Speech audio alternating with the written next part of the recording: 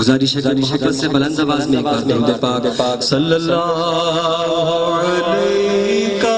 या रसूलल्लाह वसल्लम अलैका या हबीबल्लाह।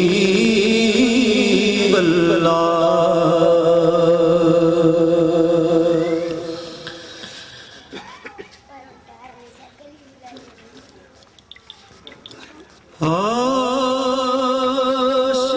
सोई इश्क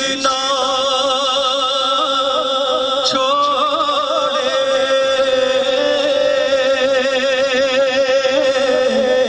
ते मुख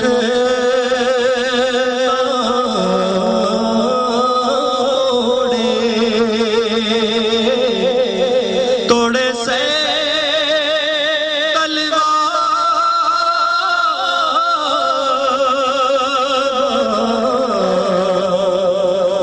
खन्ने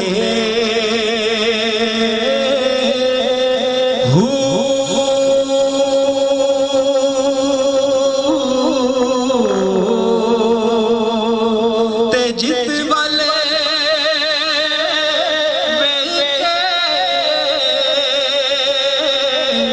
राज माही लगे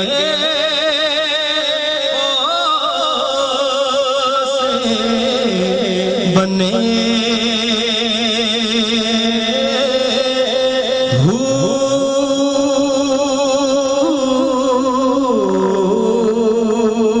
ते सच्चा इश्क हुसैन अली दा सच्चा इश्क हुसैन अली दा सच्चा इश्क हुसैन